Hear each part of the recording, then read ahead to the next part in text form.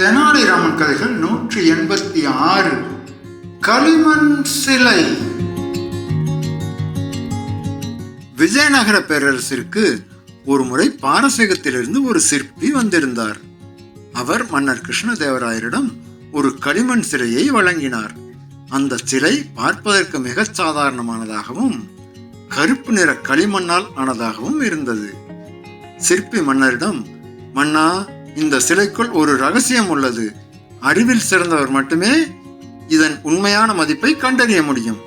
சில ஆண்டுகளுக்கு பிறகு இதன் விலையை தங்களிடமிருந்து பெற்றுக்கொள்கிறேன் என்று கூறிவிட்டு சென்றார். மன்னர் அந்த சிலையை அவையில் இருந்த அமைச்சர்களிடம் காட்டினார். அனைவரும் அதை சாதாரண மண்பொம்மை என்று ஏளனம் செய்தனர். இதற்கு ஒரு வராகன் கூட பெறாது என்று விகடகவி தெனாலிராமனை தவிர மற்றவர்கள் கேலி பேசினர். ஆனால் தெனாலிராமன் மட்டும் அந்த சிலையை உற்று நோக்கினான்.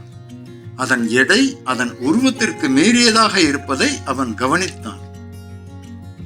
தெனாலிராமன் மன்னரிடம், மன்னா, இந்த சிலையை சுத்தமான தண்ணீரில் சில மணி நேரம் ஊற வைக்க தங்கள் அனுமதி தர வேண்டும் என்றான். மன்னரும் சம்மதித்தார். தெனாலிராமன் ஒரு பெரிய பாத்திரத்தில் தண்ணீரை நிரப்பி அந்த சிலையை மெதுவாக உள்ளே இறக்கினான். சிறிது நேரத்தில் மேலிருந்த களிமண் கரையத் தொடங்கியது.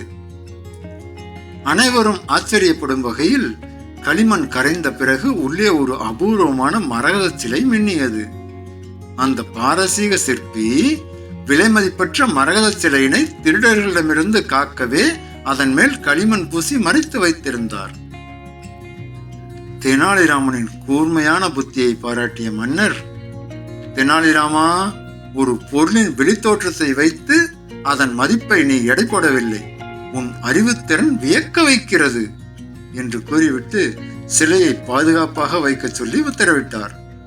தெனாலிராமனுக்கு பொற்காசுகளை பரிசாக வழங்கினார்.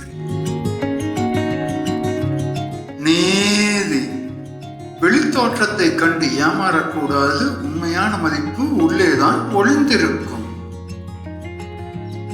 ஆமா மக்களே, உள்ளதான் ஒளிந்திருக்கும். நீங்களும் இந்த சேனலுக்கு சப்ஸ்கிரைப் பண்ணுங்க, லைக் பண்ணுங்க, கமெண்ட் பண்ணுங்க. தேங்க்யூ.